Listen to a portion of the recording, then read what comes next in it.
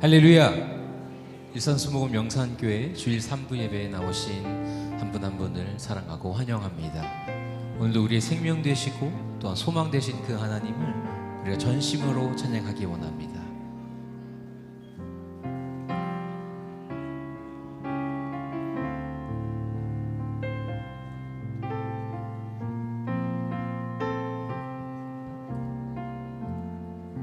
예수 사랑합니다. 예수 사랑합니다. 사랑합니다. 온 마음 다하여 오직 주님 한 분만 간절히 더 원합니다. 예수 사랑합니다. 예수 사랑합니다. 사랑합니다. 온 마음 다하여 오직 주님 한 분만 간절히 더 원합니다. 넘쳐나네 넘쳐나네 주를 향한 내 속에 갈망이 주님께로 날 이끌어 주소서. 주님을 더 원합니다. 예수 사랑합니다. 예수 사랑합니다. 사랑합니다. 온 마음 다하여 오직 주님 한 분만 간절히 더 원합니다. 우리 이 시간 더 간절히 찬양합니다. 예수 사랑합니다. 예수 사랑합니다. 사랑합니다. 온 마음 다하여 오직 주님 한 분만 간절히 더 원합니다. 넘쳐나네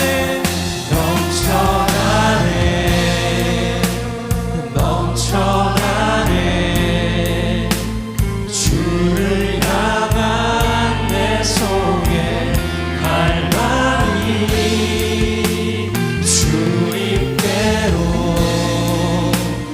날 이끌어 주소서.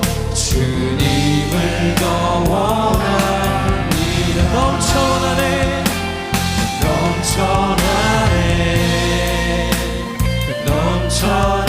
넘쳐나네 주를 향한 내 속에 갈망이 주님께로 날 이끌어 주소서.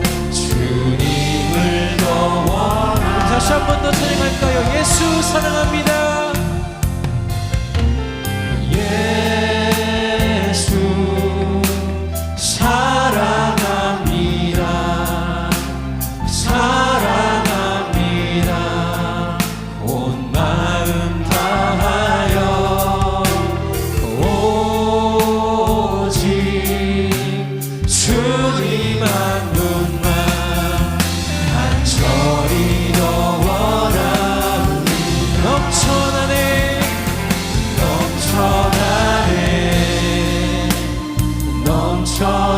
넘쳐나네 주를 향한 내 속에 갈망이 주님께로 날 이끌어 주소서.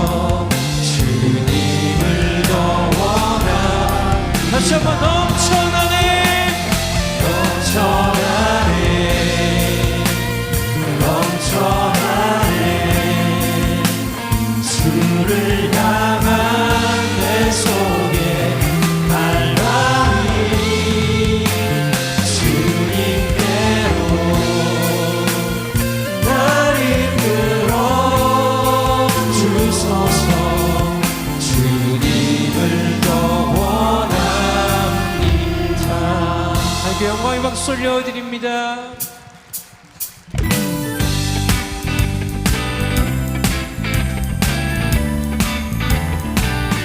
슬픈 마음 있는 사람 예수 이름 믿으며 영원토록 변함없는 기쁜 마음. 다시 한 번 더. 슬픈 마음 있는 사람, 슬픈 마음 있는 사람 예수 이름 믿으며 영원토록 변함없는 기쁜 마음. 예수의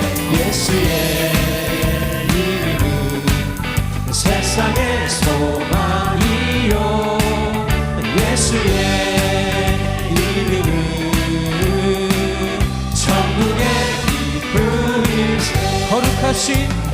거룩하신 주의 이름 너의 방패 삼아라.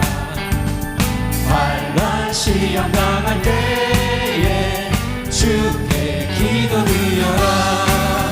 예수의 이름은 세상의 소망이요. 예수의 이름은 천국의 기쁨일세. 존귀하신 주의 이름 우리 기쁨 되도다. 주의 품에 안길 때에 기뻐 찬송 부르니. 예수의 이름은 세상의 소망이요. 예수의 이름은 천국의 기쁨을. 우리 갈 길 다간 후에 보좌 앞에 나가 왕의 왕께 경배하며 면류관을. 예수의 이름은 세상의 소망이요. 예수의 이름은 천국의. 다시 한번. 예수의 이름은 세상의 소망이요. 예수의 이름은 천국의. 주 하나님 독생자 예수. 주 하나님 독생자 예수 날 위하여 오시었네. 내 모든 죄 다 사하시고 죽음에서 부활하신 나의 구세주. 살아계신 주 나의 참된 소망 걱정 끝이 전혀 없네. 사랑의 주내 갈 길 인도하니 내 모든 삶의 기쁨 늘 충만하네. 주 안에서 거듭난 생명 도우시는 주의 사랑 찬 기쁨과 화신 가지고 예수님의 보심을 믿으며 살리. 살아계신 주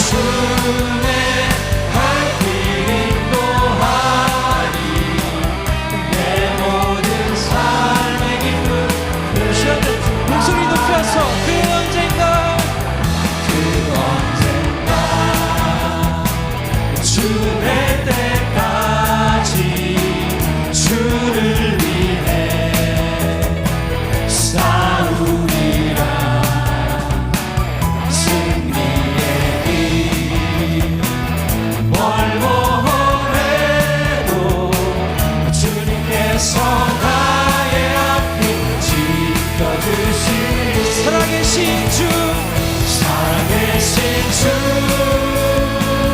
나의 참된 소망, 걱정 일시 전혀 없네. 사랑의 주에 갈 길 인도하리. 내 모든 삶의 기쁨 늘 충만하네. 하나님께 영광의 박수 올려드립니다.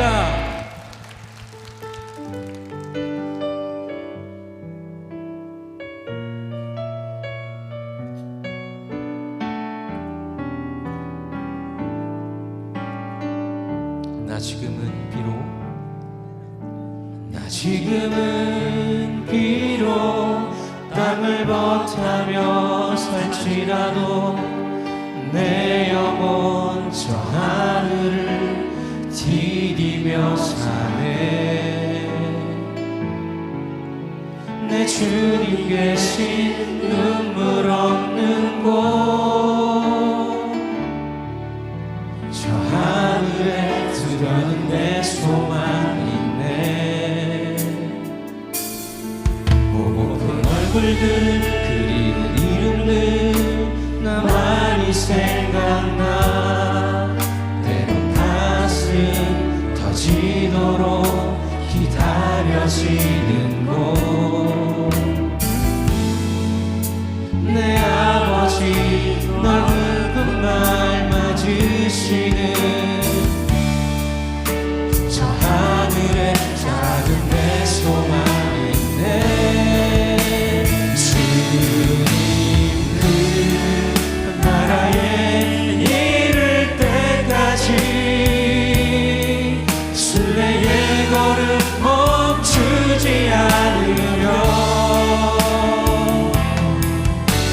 시련이 와도 나 두렵지 않네.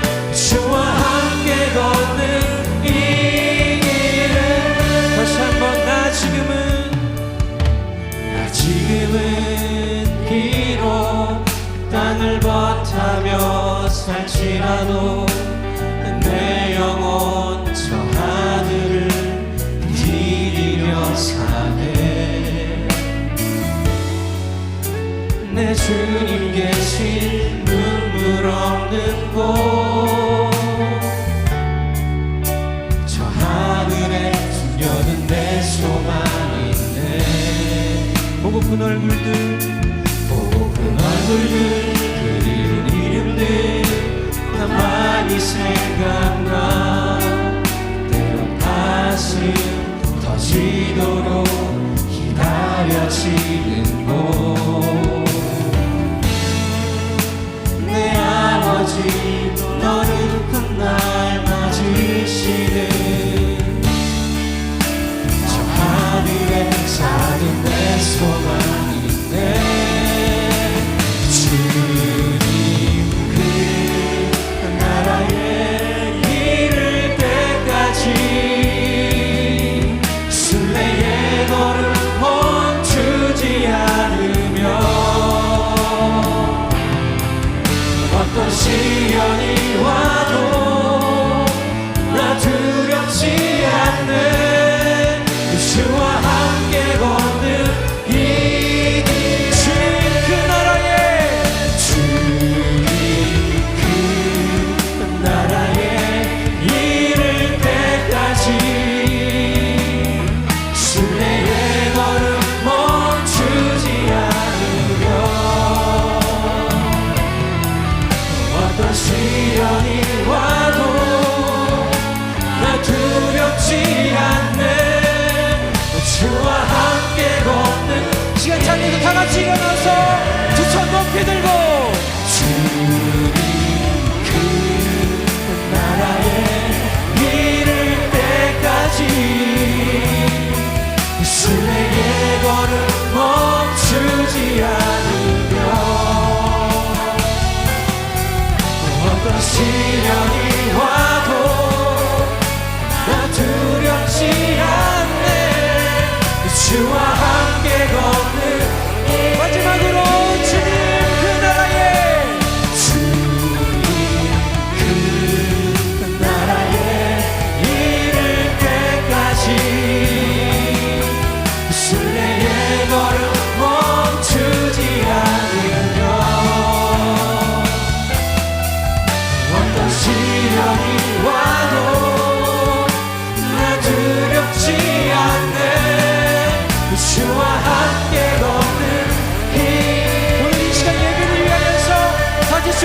일어나시고 통성으로 기도합니다. 주여 주여 주여. 하나님, 오늘도 이 시간 우리의 소망 되신 예수 그리스도를 예배하기 위해 이 자리 가운데 나오게 인도하심을 감사합니다. 하나님, 우리가 오늘도 이 예배 자리가 다 나와서오나 오직 예수 그리스도의 보이지 않는 손으로 우리 이곳 가운데 승리케 하여 주시고 인도하여 주셨사오니 우리가 오늘 집중하여서 주님을 만나기 원합니다. 우리의 모든 예배를 흠양하여 주시고 받아주시옵소서. 하나님, 우리가 이 땅을 거하며 살지만 저 하늘 저 천국의 소망을 두기 원합니다. 하나님, 우리의 모든 삶이 저 천국으로 소망케 하여 주시옵고 우리의 세상 가운데 있던 시선이 하나님께로 옮겨져서 진리의 영광을 드리는 삶을 살아가게 도와주시고 감사가 넘쳐나게 하여 주시옵소서. 오하는 다시 한 번에 감사합니다. 오늘도 우리 모든 예배를 흘려나가여 주시옵소서. 찬양하라 내 영혼아, 찬양하라 내 영혼아, 찬양하라 내 영혼아,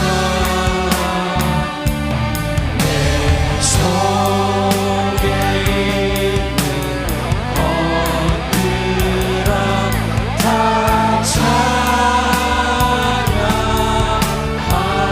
감사하라 나의 영혼아,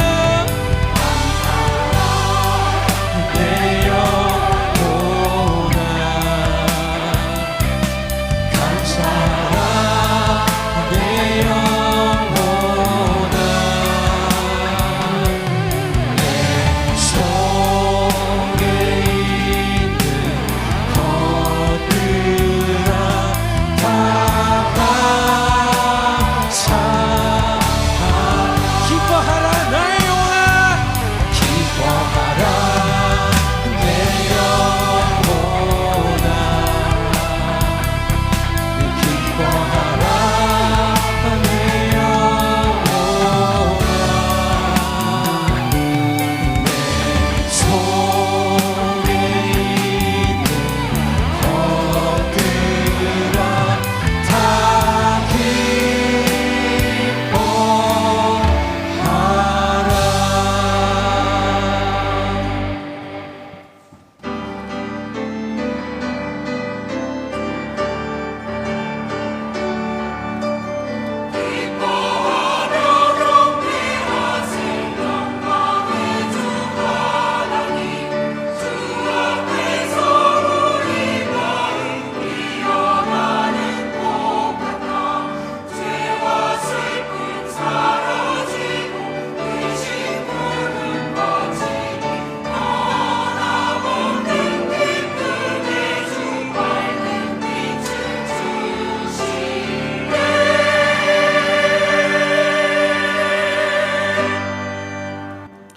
하나님은 영이시니 예배하는 자가 영과 진리로 예배할지니라.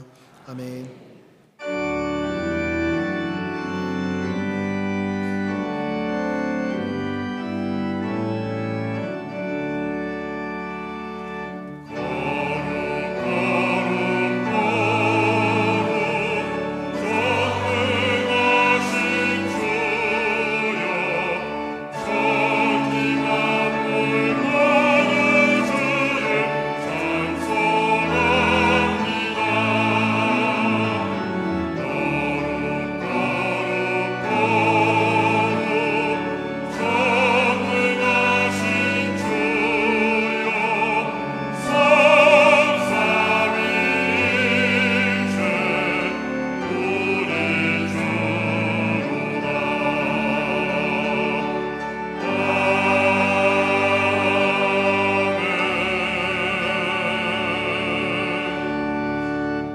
전능하사 천지를 만드신 하나님 아버지를 내가 믿사오며 그 외아들 우리 주 예수 그리스도를 믿사오니 이는 성령으로 잉태하사 동정녀 마리아에게 나시고 본디오 빌라도에게 고난을 받으사 십자가에 못 박혀 죽으시고 장사한 지 사흘 만에 죽은 자 가운데서 다시 살아나시며 하늘에 오르사 전능하신 하나님 우편에 앉아 계시다가 거기로부터 산자와 죽은 자를 심판하러 오시리라. 성령을 믿사오며 거룩한 공교회와 성도가 서로 교통하는 것과 죄를 사하여 주시는 것과 몸이 다시 사는 것과 영원히 사는 것을 믿사옵나이다. 아멘.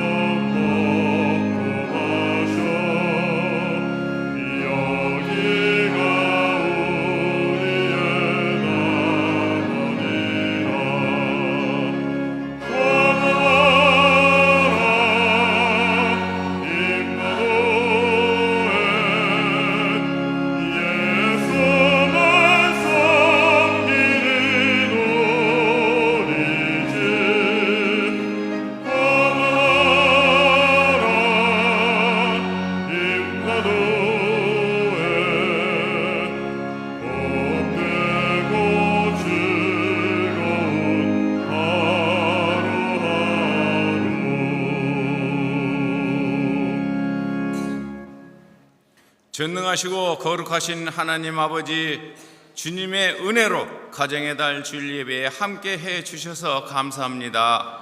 알게 모르게 지은 죄와 육신과 안목의 정욕, 이생의 자랑을 회개합니다. 용서하여 주시옵소서.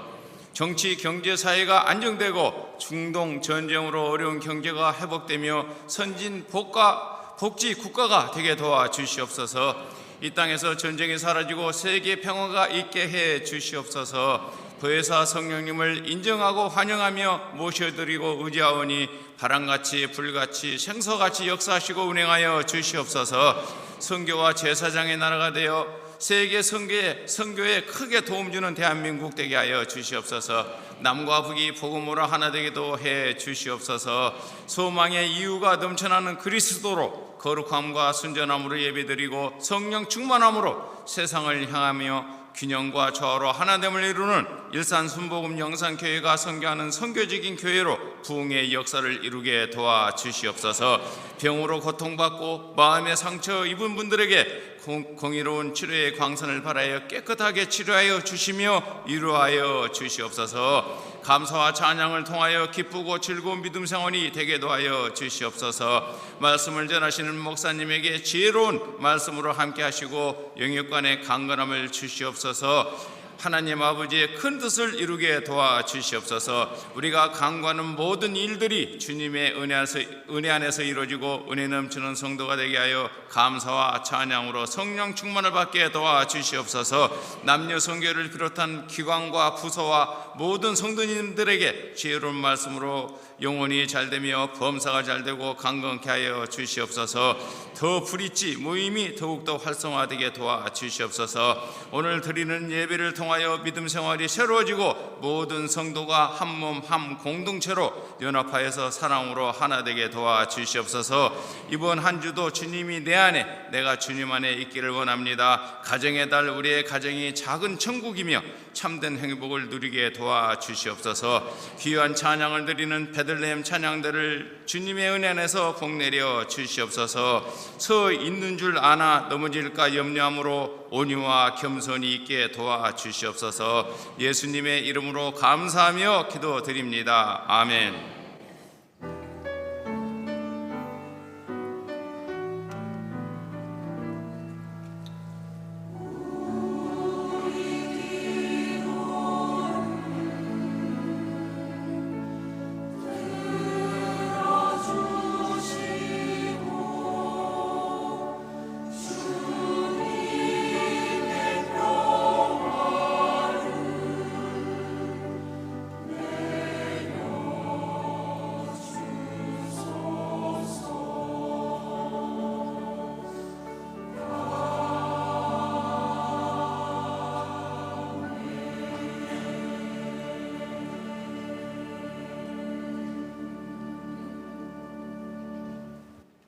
오늘 은혜 받으실 하나님의 말씀은 출애굽기 20장 14절 말씀입니다. 출애굽기 20장 14절 말씀을 다 같이 봉독하시겠습니다. 간음하지 말라. 아멘.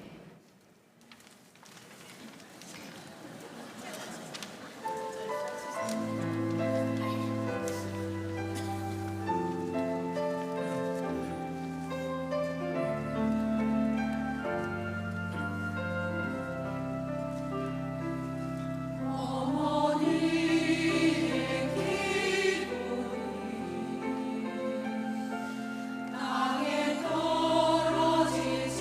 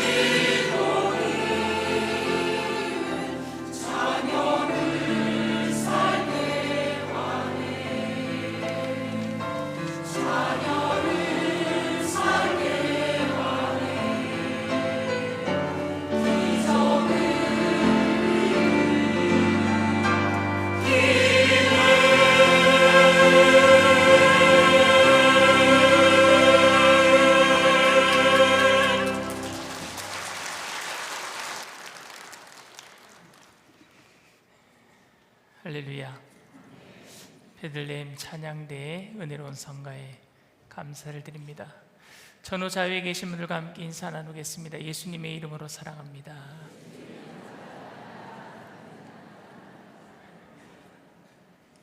성경 구절이 너무 짧아서 웃었죠. 말씀 제목이랑 성경 구절이랑 똑같습니다. 우리 말씀 제목을 다 함께 따라해 주시기 바랍니다. 간음하지 말라. 간음하지 말라. 저는 어릴 적에 여자의 손만 잡아도 그 여자와 결혼해야 하는 줄 알았습니다. 그래서 혹시라도 마음에 썩 들지 않는 여자와 손이 닿을까 봐 어렸을 때는 국민학교 다닐 때 책상을 같이 썼어요. 그래서 그 나무 책상에 선을 그어놨습니다. 연필로 그리다가 칼로 파기도 하고 절대 넘어오지 말도록, 혹시 손이라도 닿으면 안 되니까 그렇게 극도로 조심하며 살았던 기억이 있습니다. 그러다가 제가 26살 되던 해에 지금 아내의 손을 잡았고 그 책임으로 지금까지 결혼해서 살고 있습니다.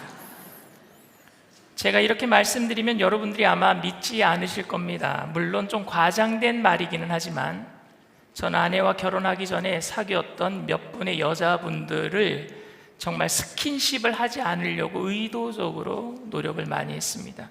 왜냐하면 제가 혹시라도 스킨십이 있는 여자를 책임져야 할 것 같다라는 마음이 들었기 때문입니다. 지금 젊은 세대들은 손을 잡았다고 해서 결혼을 해야 한다라고 아무도 그렇게 생각하지 않습니다. 아니, 그 이상의 스킨십을 하더라도 그런 이유로 책임을 지고 결혼을 해야 한다 생각하지도 않습니다. 요즘 많이 달라졌죠. 요즘은 동거하고 동침을 했다 하더라도 그것 때문에 결혼 꼭 해야 한다 생각하지 않습니다.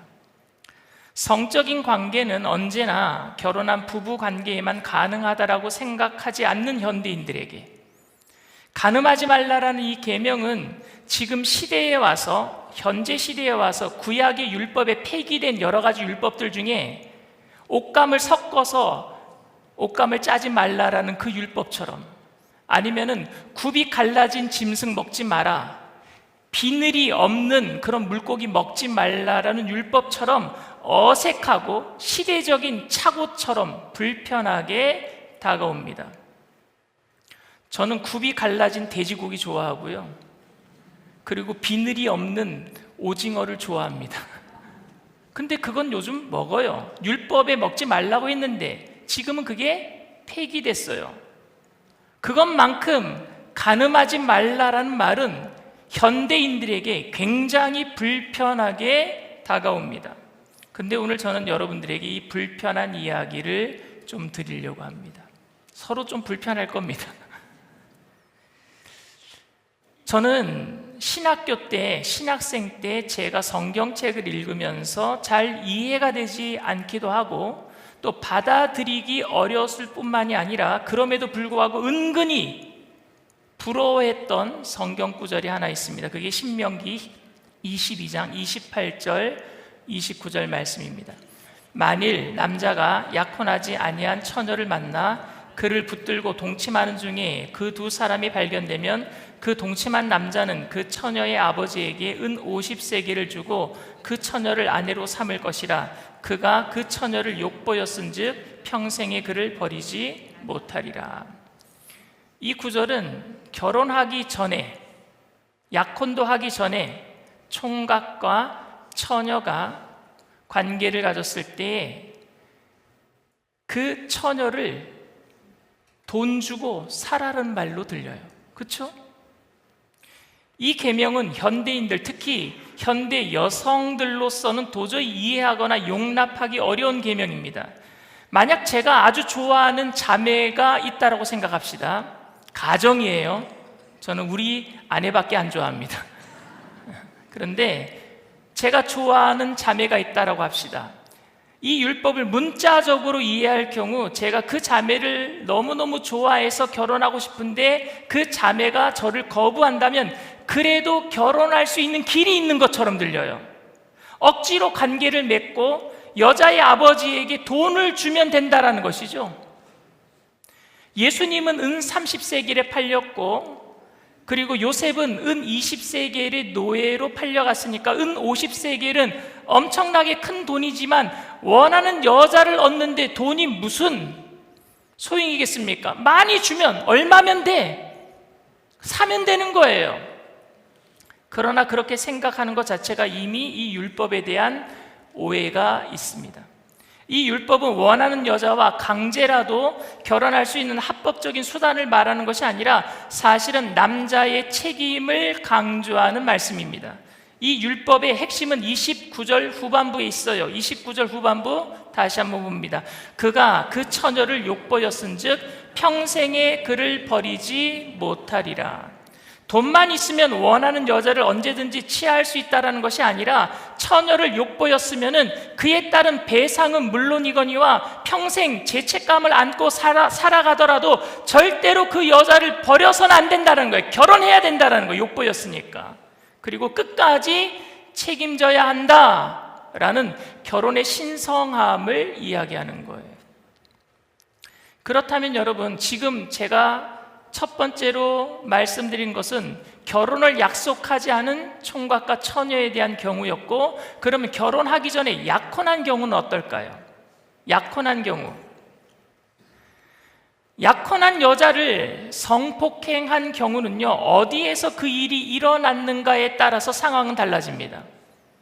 신명기 22장 23절에서 27절까지 말씀입니다.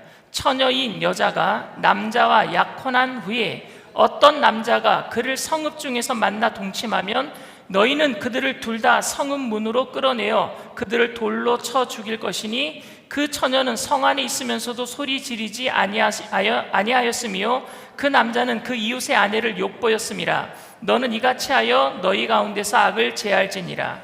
만일 남자가 어떤 약혼한 처녀를 들에서 만나서 강간하였으면 그 강간한 남자만 죽일 것이요 처녀에게는 아무것도 행하지 말 것은 처녀에게는 죽일 죄가 없음이라. 이 일은 사람이 일어나 그 이웃을 쳐 죽인 것과 같은 것이라. 남자가 처녀를 들에서 만난 까닭에 그 약혼한 처녀가 소리 질러도 구원할 자가 없었음이니라. 성 내에서, 그러니까 성 안에 사람들이 많이 사는 곳에서 성폭행을 당했다면 남자와 여자 둘 다 돌로 쳐 죽여야 합니다. 제가 지금 말씀드리는 것은 결혼을 약속한 여자를 남자가 성폭행했을 때예요. 그런데 들에서 결혼을 약속한 여자를 남자가 성폭행했을 때는요, 남자만 죽이래요. 왠 줄 아십니까? 성 안에는 사람들이 많기 때문에 여자가 살려주세요 소리를 지르면은 여자를 구출해 줄 수 있는데, 소리를 안 질렀다는 이야기는 여자에게도 마음이 있었다라는 것으로 간주합니다. 그래서 남자와 여자를 같이 죽이는 것이고, 성 바깥에 들에서는요, 살려주세요 하더라도 구원해 줄 자가 없기 때문에 그때는 남자만 죽이면 된다, 이렇게 얘기를 하는 거예요. 이 율법의 의도가 여러분 뭐라고 생각하세요? 결혼을 깨트리는 거예요. 약혼한 것도 결혼으로 간주합니다. 그런데 그 약혼한 여인을 건드렸기 때문에 결혼을 파기하는 것을 하나님은 절대 용납하지 않으신다는 얘기예요. 결혼은 뭐냐면요, 이미 다른 사람의 소유가 된 거예요. 내게 아니에요. 소유라고 얘기하니까 좀 이상하죠. 여자들은 두레박팔자라고 누가 그러더라고요. 여자가 그런데 여러분 남자의 소유입니까?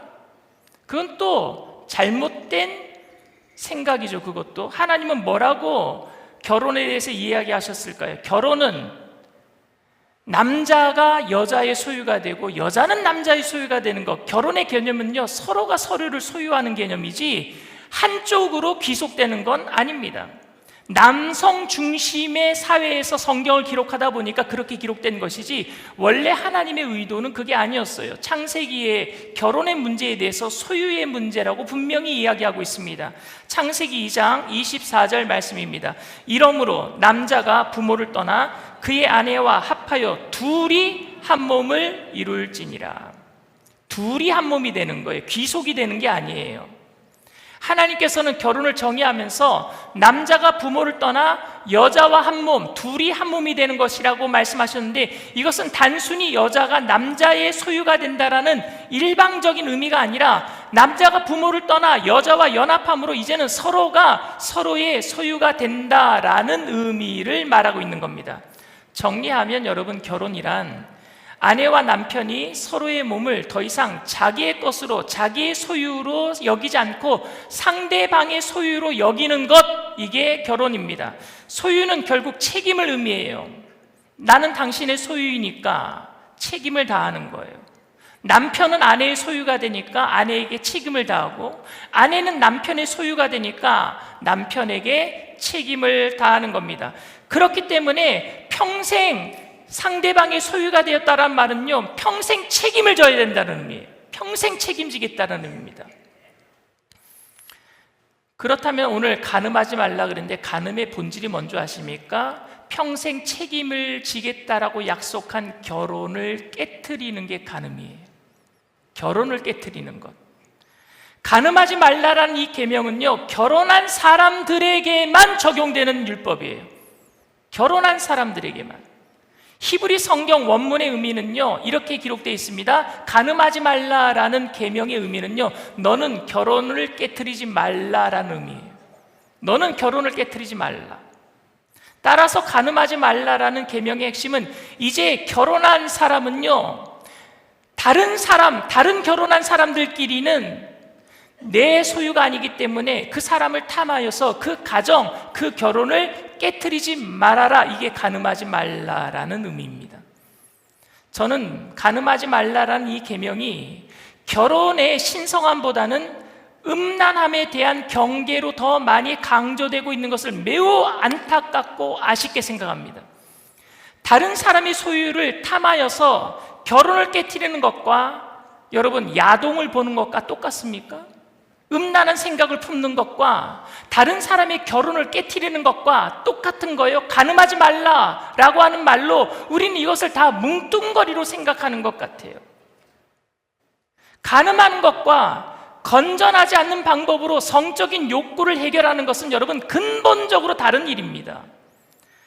성경에서는 간음과 호색을 다른 죄로 구분하고 있어요. 음란한 생각 품는 것, 건전한 방법이 아닌 다른 방법으로 성적인 욕구를 푸는 것, 이거는 호색이라고 얘기해요. 간음이라고 얘기하지 않습니다. 간음은 결혼한 것을 깨트리는 것만 간음이에요. 근데 우리는 다 간음이라고 생각해서 결혼의 신성함조차도 그냥 간음하는 것이라고 생각하고 그냥 무색하게 결혼을 쉽게 깨트려버려. 그냥 음란한 생각하는 것 정도로 결혼을 깨트린 것도 쉽게 생각한단 말입니다. 근데 그렇게 된 이유가 예수님이 하신 말씀 때문이라고 생각하는 거예요. 예수님이 무슨 말씀을 하셨어요? 마태복음 5장 28절 말씀입니다. 나는 너희에게 이르노니 음욕을 품고 여자를 보는 자마다 마음이 이미 간음하였습니다. 그러니까 행동으로 성폭행한 것과 생각으로 저 여자 갖고 싶다라고 생각하는 것과 똑같은 죄라고 생각하는 거예요. 그러니까 간음은 호색과 같은 것이다라고 오해하기 시작했어요. 그런데 예수님은 그런 의미로 말씀하시지 않았습니다. 여기서 여자를 보고 음욕을 품는 것 할 때 이 여자는요, 분명히 헬라어 원문에 결혼한 여자로 기록되어 있어요. 그러니까 결혼한 여자를 보고 음욕을 품는 것은 그 사람의 결혼을 깨트리는 간음이란 말입니다. 이건 호색이 아니에요. 음란한 생각이 아니란 말입니다. 이거는 결혼을 깨트리는 간음이에요. 결혼한 남자가 다른 결혼한 여자를 보고 음욕을 품는 것조차도 간음입니다. 왜? 결혼을 깨트리는 시초가 되기 때문에 그래요. 그래서 주님은 이 말씀을 하신 다음에 바로 이혼에 대해서 말씀하시면서 마태복음 5장 32절에 이렇게 말씀하십니다. 나는 너희에게 이르노니 누구든지 음행한 이유 없이 아내를 버리면 이는 그로 간음하게 하며 또 누구든지 버림받은 여자에게 장가드는 자도 간음함이니라. 여러분, 지금 제가 굉장히 불편한 얘기를 하고 있어요. 여러분들도 좀 불편할 것 같아요. 그러나 오늘 꼭 이 얘기를 해야 됩니다. 잘 이해하고 좀 들어주세요. 이것은 이혼의 정당한 사유가 무엇인가를 말하기 위해서가 아니라 이 계명은 바로 결혼 관계에 속한 것이기 때문에 결혼의 신성함을 중요하게 주님이 말씀하신 거예요. 제가 왜 지금 결혼에 대해서 자꾸 말씀하냐? 결혼을 해서 가정을 만들잖아요. 이 가정은 교회의 시작이에요. 가장 작은 교회예요. 근데 마귀가 이 교회를 자꾸 깨트리려고 해요.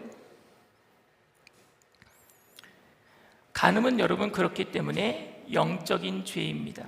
간음은 육체적인 죄뿐만이 아니라 영적인 죄이고 신앙적인 죄입니다. 어떤 의미에서 간음이 여러분 영적인 죄가 될까요? 육체적인 죄뿐만이 아니라 왜 간음은 영적인 죄가 될까요? 하나님께서는 이스라엘 백성들과 언약을 맺으셨어요. 언약은 여러분 깨어질 수 없는 약속을 언약이라 그럽니다. 그래서 결혼식을 여러분 계약식이라고 얘기하지 않아요. 결혼식은 언약식이라고 얘기합니다. 계약은요 여러분 페널티를 물고 깰 수 있어요.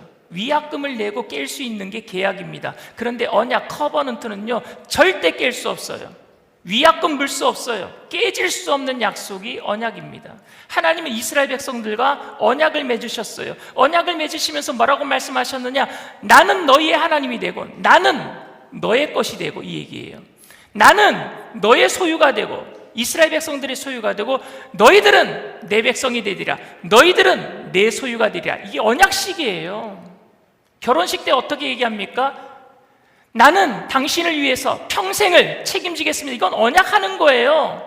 나는 당신의 소유가 되고 당신도 내 소유가 되고, 이게 언약이거든요. 출애굽기 6장 7절 말씀입니다. 너희를 내 백성으로 삼고 나는 너희의 하나님이 되리니. 이 말은 이스라엘 백성들이 하나님의 소유가 되고 동시에 하나님은 이스라엘의 하나님, 이스라엘의 소유가 되었다라는 말입니다. 우리가 예수님을 믿을 때도 같은 의미입니다. 예수 그리스도를 나의 구주로 믿는다라는 것은 이제 내가 내 인생의 주인이 아니라 예수 그리스도가 내 인생의 주인이 되시며 내 삶을 그리스도께 드린다라는 의미예요. 나는 주님의 것이 되었습니다 라는 의미예요. 주님은 우리를 위해서 이미 십자가를 지실 때에 우리에게 다 내어주시고 우리 것이 되어주셨어요. 이제는 우리 차례잖아요. 그분을 내가 믿는다라는 것은 우리를 위해서 우리의 소유가 되어주신 주님 앞에 우리도 당신의 소유가 되겠습니다 라고 하는 게 믿는 거예요.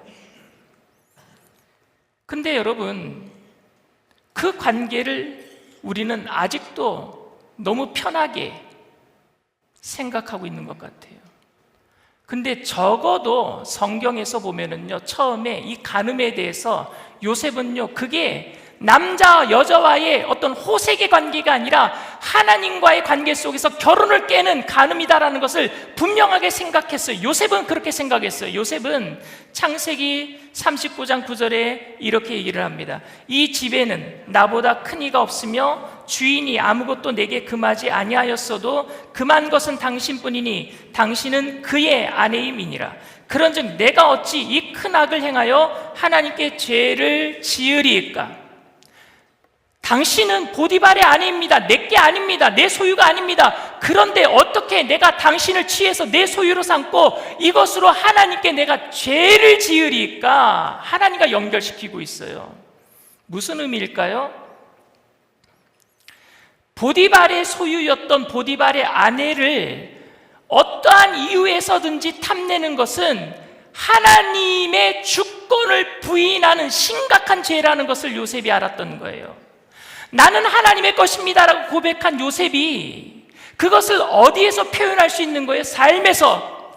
남의 아내를 취하지 않는 것은, 서로의 소유를 인정하는 결혼관계를 파기하지 않는 것은 하나님의 주권, 나는 주님의 것입니다, 그 소유권을 인정하는 일이라고 생각한 거예요. 내가 내 것이 아닙니다, 나는 주님의 것입니다를 고백하는 가장 중요한 방법이 뭘까요? 가장 좋은 일이 뭘까요?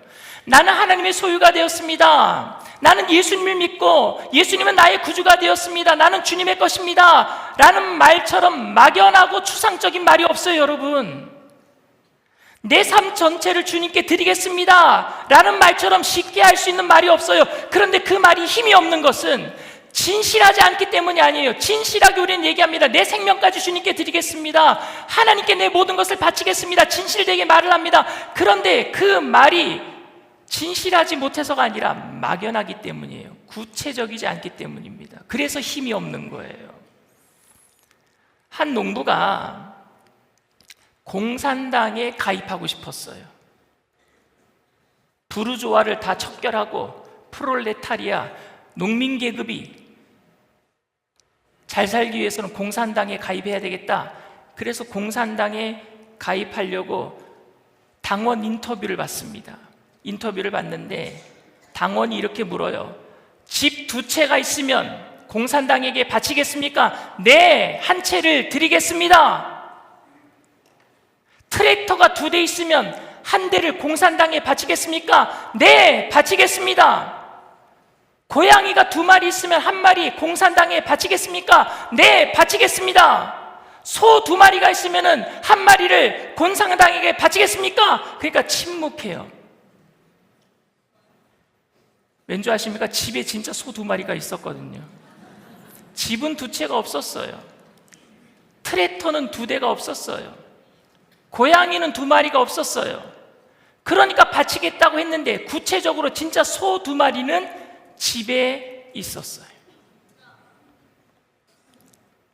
생명 전체를 주님께 드린다는 것이 내가 가진 소유의 일부를 드린다라고 말하는 것보다 훨씬 쉬워요. 내 모든 것 다 주님께 드리겠습니다. 그런데 내 주머니에 있는 10만 원은 못 드려요.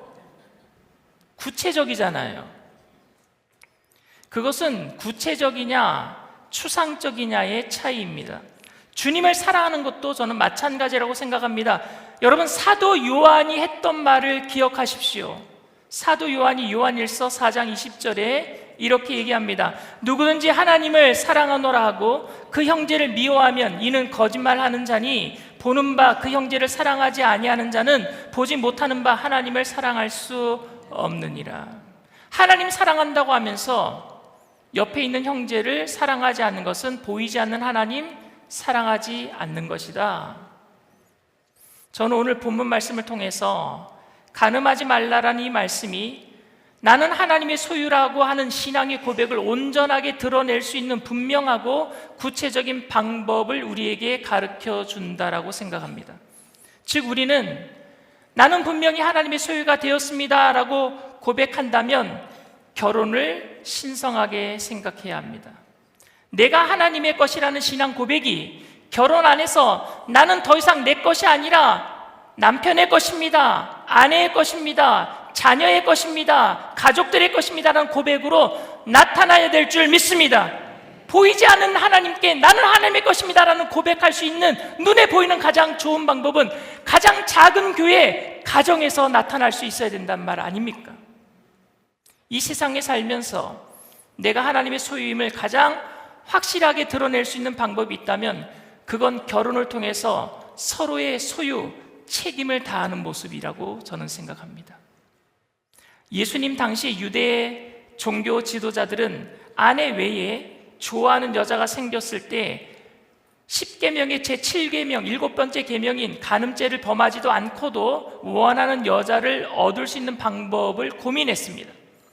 간음을 행하기 전에 이혼을 하면은 10계명의 7번째 계명을 어기지 않고 원하는 여자를 얻을 수 있다고 생각했어요. 그리고 모세 율법에 이혼 증서를 써주라고 하는 율법도 있었으니까. 그래서 그들은요 이혼을 쉽게 했어요. 그리고 이혼 증서를 여자에게 써줍니다. 그런데 여러분, 신명기 24장에 모세 율법에 나타나는 이혼 증서를 써주라는 말은 여자인 약자를 보호하기 위해서 약자 보호법으로 쓰여진 것이지 남자들에게 마음대로 싫어하면 이혼 증서 써주고 이혼해라라고 그것을 허락해주는 증서가 절대 아니었어요. 절대 아니었어요. 하지만 그들은 하나님의 계명의 의도를 놓치고 말았습니다. 그래서 주님께서는 음행한 연고 없이 아내를 버리는 자도 간음한 것이다. 그래서 예수님이 그렇게 말씀하신 거예요. 마태복음 5장 32절 다시 한번 봅니다. 나는 너희에게 이르노니 누구든지 음행한 이유 없이 아내를 버리면 이는 그로 간음하게 하며 또 누구든지 버림받은 여자에게 장가드는 자도 간음함이니라. 결혼의 신성함을 깨트리는 것, 그러니까 영적으로는 교회를 깨트리는 것은 간음이에요. 가정은 교회입니다. 현대 그리스도인들의 세속화는 결혼과 가정을 소홀히 하는 데서 가장 분명하게 드러난다라고 저는 생각합니다. 내 느낌, 내 감정, 내 권리를 최고의 가치로 두기 때문에 아내를 버릴 수 있고 남편을 버릴 수 있고 자식을 버릴 수 있어요. 나의 감정이 중요하고 내 몸이 내 것이라고 생각하기 때문에 내가 원하지 않는 사람을 버릴 수도 있고 내가 원하는 사람을 택할 수도 있는 이것을 그냥 쉽게 생각하는 거예요. 그리스도인들에게 여러분, 내 삶은 내 것이 아닙니다. 내 몸도 내 것이 아닙니다. 내 몸이 그리스도의 몸이기 때문에 내 몸은 동시에 가족들의 것이에요. 간음하지 말라라는 계명은 하나님이 주인 되심을 인정하는 신앙의 고백이 결혼과 가정이라는 가장 구체적인 자리에서 어떻게 드러내야 하는지를 분명하게 우리에게 알려주고 있습니다. 사랑하는 성도 여러분, 가정은 주님이 주인 되심을 드러내는 가장 작은 교회이자 그 교회의 출발점인 줄 믿습니다. 간음의 심각한 문제는 세속화에 있어요. 너무 쉽게 세상적인 생각으로 가정을 깨트려요. 하나님의 하나님 되심을 인정하지 않고 내가 내 인생의 주인이라고 생각하기 때문에 내 감정과 내 경험과 내 권리를 최고의 가치에 두고 아무렇지도 않게 가정을 깨트리고 있어요. 그래서 가정을 깨트리는 것을 그저 단순히 호색의 죄처럼, 남의 여자 더 좋아하는 것, 그것도 간음, 음란한 생각을 품는 것도 그것도 간음, 호색의 죄처럼 가볍게 다루고 있는 것 같아요. 이것이 우리들이 가지고 있는 세속화입니다. 진정으로 우리가 복음을 안다면, 진정으로 우리가 예수 그리스도께서 우리의 소유가 되기 위해서 높고 높은 보좌를 버리시고 낮고 비천한 이 땅에 오셔서 십자가를 통해서 우리들에게 모든 것을 다 내어주신 그 사실을 안다면, 복음적인 가정생활이란 내가 내 것이 아닌 것을 인정하는 데서 출발하고, 그래서 가정의 교회가 든든히 세워지게 될 줄 믿습니다. 내 몸도 내 느낌도 내 권리도 내 마음대로 주장할 수 없고, 이제는 당신 것입니다, 남편의 것입니다, 아내의 것입니다, 자녀들의 것입니다. 서로 그 권리를 내어줄 수 있는 곳, 그것이 우리가 그리스도의 주되심을 고백하는 그리스도인들의 가정의 모습 아니겠습니까? 오늘 이 계명 앞에서 우리의 가정을 주님의 주권으로 온전히 세워나갈 수 있는 저와 여러분들 다 되어주시기를 주님의 이름으로 축원을 드립니다. 이 시간 말씀을 생각하시면서 잠시 묵상으로 기도해 주시기를 바랍니다. 오늘 저희 교회에 처음 나오신 분이 계십니까? 예수님께서는 여러분들의 소유가 되어주셨어요. 얼마나 좋은 일입니까? 하나님이 내 소유가 된 거예요. 근데 하나님은 동시에 우리에게 무엇을 원하느냐? 너도 내 소유가 되어달라. 이게 언약, 이게 구원의 출발점, 그렇게 만들 수 있는 게 믿음이에요. 교회에 나온다라는 것은 기브 앤 테이크가 아니에요. 주님께서 소유가 되어주셨으니까 나도 주님의 소유가 되어줘야지, 이게 아니라 주님은 우리가 주님을 모를 때에 이미 우리를 위해서 목숨을 내어주셨단 말입니다. 근데 그게 깨달아지는 때에 나도 주님의 소유가 되겠습니다 라고 하는 믿음이 생기는 거예요. 주님은 끝까지 우리를 놓지 않기 위해서, 온 세상 사람들을 구원하기 위해서 믿을 사람들을 위해서만 십자가를 지신 것이 아니라 믿지 않는 사람들을 위해서도 십자가를 지셨어요. 근데 믿기만 하면이에요. 얼마나 좋습니까? 방법은 하나밖에 없어요. 믿기만 하면 오늘 그 기적을 체험하게 됩니다. 나도 주님의 소유가 되겠습니다. 그 믿음으로 세상 끝날까지 나를 책임져 주시는 좋으신 하나님과 그 언약 관계 안에서 깨어지지 않는 그 약속 안에서 영원한 생명을 누리기를 원합니다 하시는 분들은 믿음을 가지고 그 자리에서 일어나 주시길 바랍니다. 인터넷상에서도 TV상에서도 처음 예배를 드리는 자리에 계시다면 믿음을 가지고 일어나 주시길 바랍니다. 네, 감사합니다. 믿음으로 일어나신 분들은 제가 하는 기도를 따라해 주시길 바랍니다. 하나님 아버지, 저는 죄인입니다. 어디에서 와서 왜 살며 어디로 가는지 알지 못하고 방황하며 살았습니다. 저의 죄를 위하여 십자가에서 죽으시고 부활하신 예수님을 제 구주로 모셔드립니다. 저는 하나님의 자녀가 되었습니다. 지금부터 영원토록 주님과 함께 살겠습니다. 예수님의 이름으로 기도드립니다. 아멘. 할렐루야. 여러분들을 진심으로 축복하고 환영합니다. 예배가 마친 후에 꼭 새가족 환영회에 참석해 주시길 바랍니다. 우리는 주의 백성이오니 우리 찬양합시다.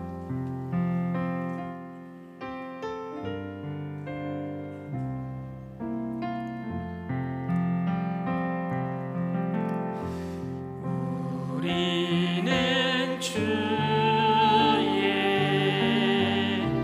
백성이오니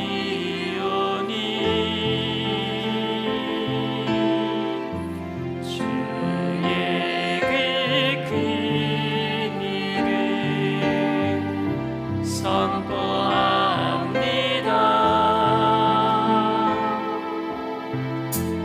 이곳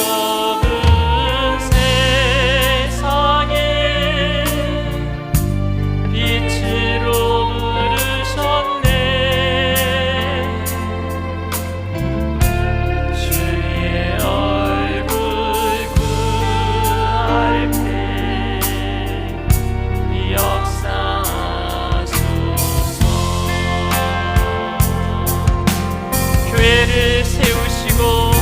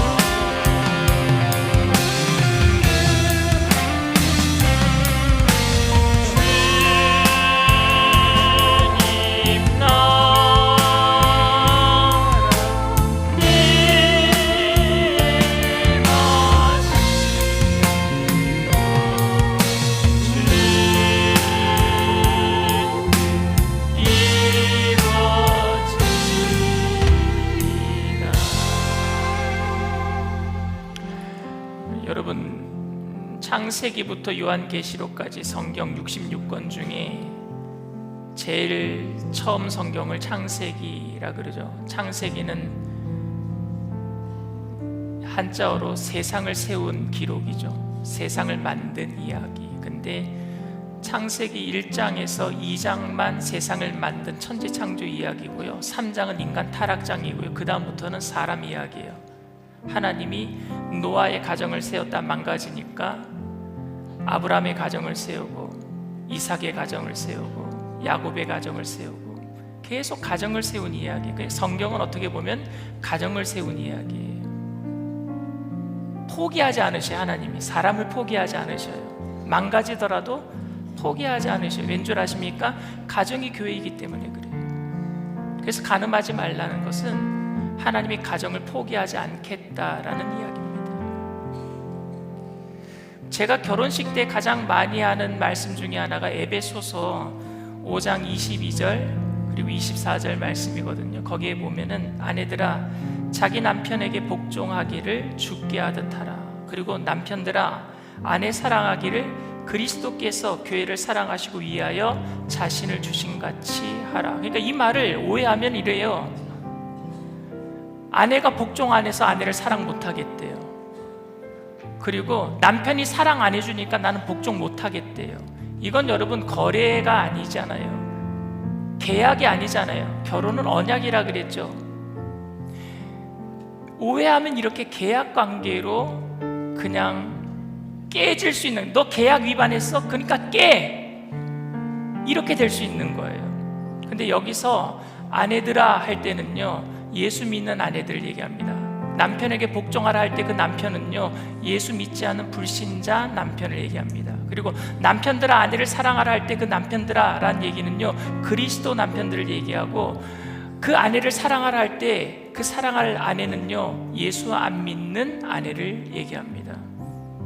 그러니까 예수 믿는 사람들은 하나님의 것이기 때문에 복종하지 않는 아내를 사랑해야 되고, 내가 하나님의 것이기 때문에 그 예수 믿는 아내는 사랑해주지 않는 남편에게 복종해야 되는 거예요. 그래야지만 그 사람들이 변화되어서 그 가정이 교회로 온전히 세워지게 될 줄 믿습니다. 주님은 교회를 세우는 방법으로 에베소서에서 교회론을 말씀하실 때 사도 바울을 통해서 이야기하신 거예요.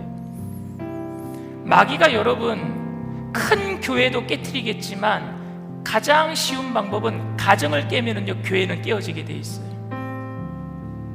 그만큼 지금 우리 예수 믿는 가정들이 너무너무 세속화되어 있어요. 쉽게 생각하는 거예요. 오늘 저는 내가 불편한 얘기를 좀 한다고 그랬잖아요. 여기에 이제 홀로 된 가정들이 있을 거예요. 그분들 죄책감 들게 하려고 제가 이 말씀하는 거 아닙니다. 저는 다시 세우기 위해서 하는 거예요. 우리의 가정이 다시 세워져야 될 줄 믿습니다. 이미 죄를 지은 것에 대해서는 하나님께 회개하고 죄책감 가질 필요 없습니다. 그런데 그 죄책감 때문에 마귀는 또 우리들을 더 공격할 거예요. 이제는 그런 마음 내려놓으시고 다시금 가정을 세우게 되기를 바랍니다. 그리고 여러분들의 가정이 서로 간에 소유권을 인정해주는 가정 되기를 원합니다. 그게 내가 하나님의 것입니다 라는 것을 진정으로 고백할 수 있는, 눈에 보여지는 방법이니까 그래요. 그래서 우리의 가정이 온전히 세워지게 될 줄 믿습니다. 그 선한 영향력이 가정이 기쁨으로 이웃에게 그 기쁨이 흘러넘치고, 그 기쁨이 이 한국 땅을 적시게 되고 온 세계에 복음으로 주님의 복음의 말씀이 전파되게 될 줄 믿습니다. 하나님, 우리의 가정이 깨어지지 아니하고 온전히 세워질 수 있도록 주님의 것임을 고백할 수 있는 가정 될 수 있도록 내가 먼저 양보하고 권리를 주장하지 아니하고 책임을 다하는 예수를 믿는 믿음의 사람 되게 하여 주시옵소서. 우리 주님 세 번 부르고 통성으로 간절히 기도합니다. 주여, 주여, 주여. 할렐루야. 사랑가리나 풍성하신 하나님, 주님의 은혜를 감사합니다. 주님 이 시간에 주님의 가정을 온전히 세워나갈 수 있도록, 교회를 온전히 세워나갈 수 있도록 지나간 것에 대해서는 하나님 주님께 모든 것을 다 맡겼고, 하나님 책임져 주시고, 죄책감으로 하나님 경민하거나 갈등하지 않게 하시고, 이전 것은 지나갔으니 보라 새 것이 되었도다.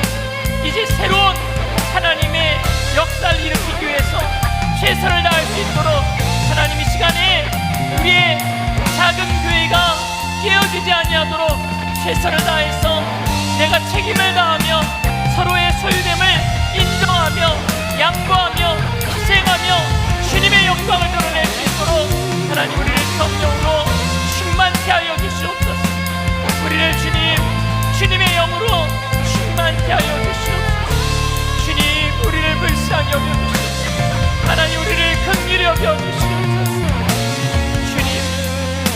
가정이 온전한 작은 천국이 되기를 원합니다.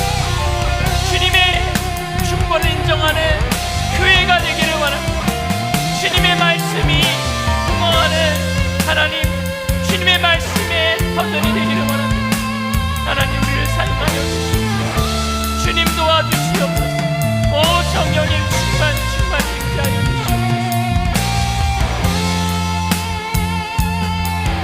주님 감사합니다. 교회를 세우시고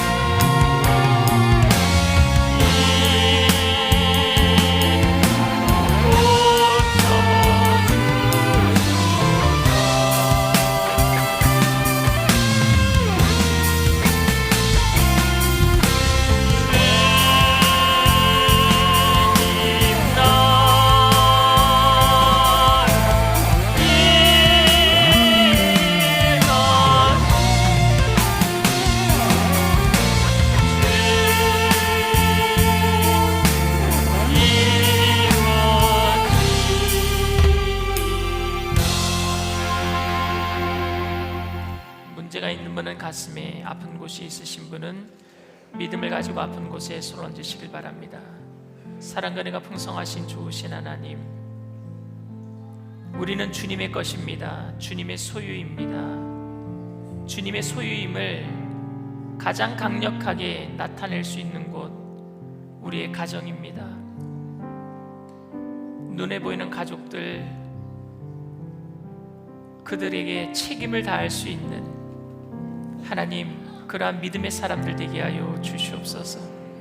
그래서 이 세상의 세속화 물결이 우리 가정에 밀려들지 않도록 성령의 불담으로 우리를 지켜주시옵시고, 우리 가정을 보호하여 주시옵시고, 이전 것은 다 지나가게 하시고 죄책감으로 낙심하며 살아가는 것이 아니라 다시 한번 믿음으로 가정을 일으킬 수 있도록 힘을 주시고 능력을 주시고 성령의 충만함으로 채워주셔서 넉넉히 세상과 싸워 이길 수 있는 믿음의 사람들 되게 하여 주시옵소서.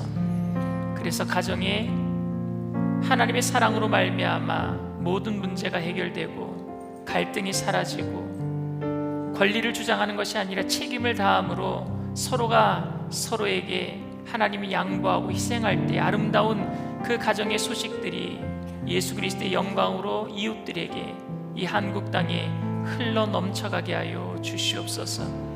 작은 불꽃 하나가 큰 불을 일으키듯이 우리의 가정에 교회됨이 하나님 이 땅 가운데 등불이 되게 하셔서 선지자의 나라로, 제사장의 국가로, 선교하는 나라로 귀하게 쓰임받게 하여 주실 줄 믿습니다.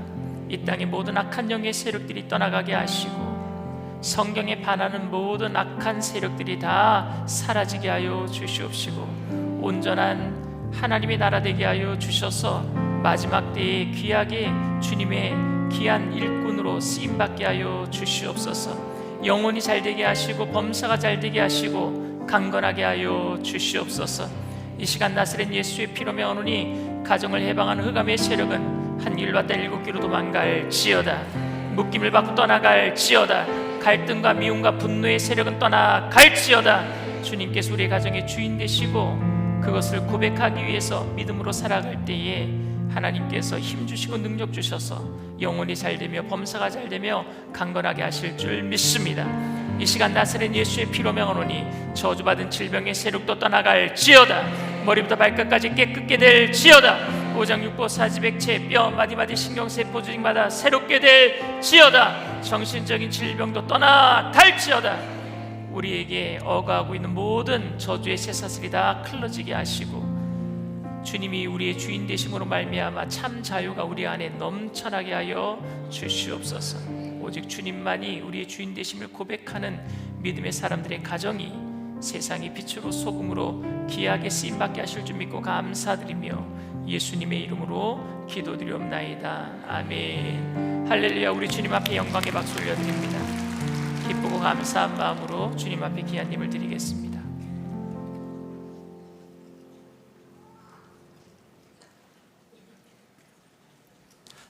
전능하시고 고마우신 하나님 아버지, 주님의 그 크신 사랑과 은혜를 감사를 드립니다.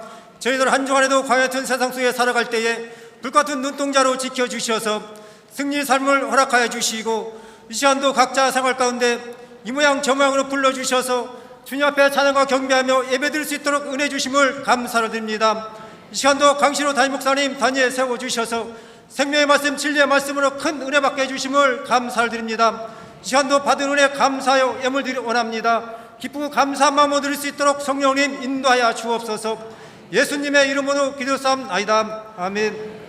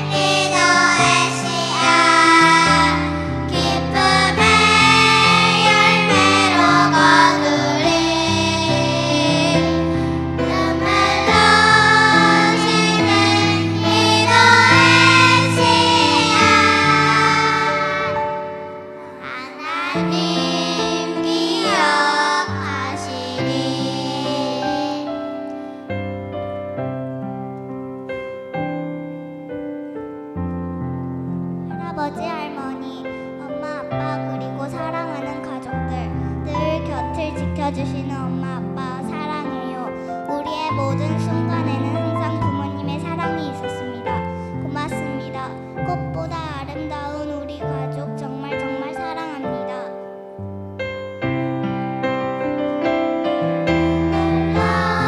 오늘은 기도의 시간, 기쁨의 열매로 거두리 눈물 나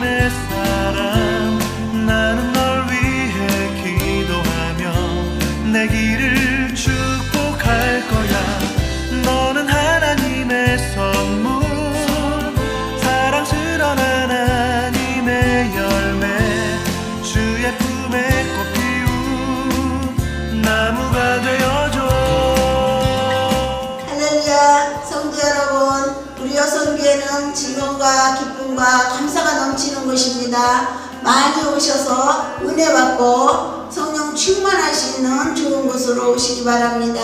할렐루야. 할렐루야.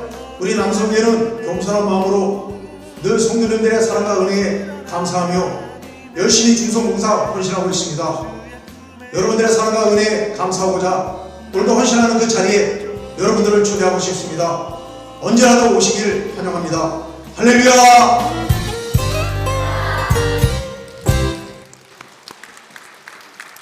오늘 결신한 분들을 위한 새가족 환영회가 대성전 입구 맞은편 새가족 환영회실에 서 있습니다. 안수집사회 야외 예배가 5월 16일 토요일 오전 9시에 연천 백악호수에서 있습니다. 하나다 교회학교 오순절 성령 강림주일 어서와 전도축제가 5월 24일 주일 오전 10시 30분에 종합체육관 및 초록들에서 있습니다. 2026년 재직 접수가 5월 24일까지 있습니다. 주님의 마음을 기쁘시게 해드리는 충성된 일꾼이 세워질 수 있도록 기도해 주시기 바랍니다.